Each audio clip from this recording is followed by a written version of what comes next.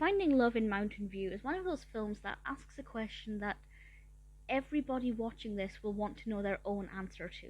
This was released in 2020, directed by Sandra L. Martin, written by W.F. Buckingham, apparently based on the novel by Miralee Ferrell, and I genuinely like this because it's such a strong question and quite a conundrum that I wasn't sure what the final outcome would be, and I really found it very enjoyable.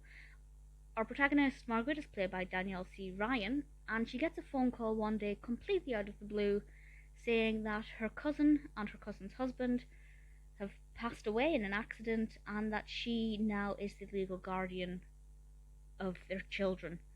And the children are, I think, maybe like 11 and 8, give or take. I'm not sure exactly.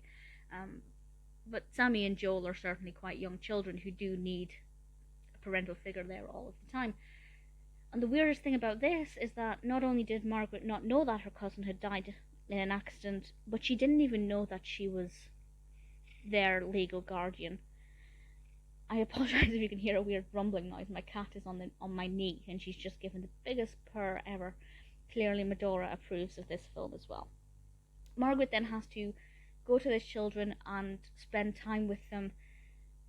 She could, obviously, in theory, refuse to look after them and refuse this custody, but she's saying yes at the moment because the second person listed as their potential guardian is currently away in the army. So she has a bit of time to try and work out what she wants to do. On the one hand, should she drop her entire life and everything she's ever known to look after two children she's never even met? That seems ludicrous. What would you do if a relative who you grew up with and were very close with but grew apart over time suddenly died and you found out that you were the legal guardian of their children? You'd never met their children and they don't live close enough that you could continue with your lifestyle. What would you do? Like that's just, I genuinely wouldn't know what I'd do.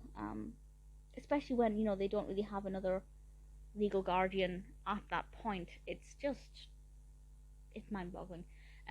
Myko Olivier as Andrew, I loved. He is obviously the classic potential love interest who also plays a really positive role in helping Margaret get to grips with things because she's completely out of her depth. She has no idea how to interact with these children, and obviously these children are grieving, facing upheaval. They're not naughty children, but they're not the most cooperative. So there are a lot of things going on here that could just throw everything under the bus. Probably not the best phrase to use given how the parents died. I don't think they died in a bus accident, but it was a collision of some sort. I really enjoyed it because I didn't know what direction it was going to take. I think it throws up a lot of really interesting questions that you kind of can't help but wonder when you're watching this. The narrative progresses really well. I thought the casting was great. The characters are all likable. Although Margaret has this very different lifestyle, although she's very reserved when she approaches the children to begin with, at least, she's trying her best, and that's admirable. Finding Love on Mountain View didn't look like it would be anything particularly amazing or special. It felt like it would be kind of cliche, but actually I really enjoyed it. It was very refreshing. It made me question a lot. It's one that I'd watch again, and one that I'm certainly very happy to recommend.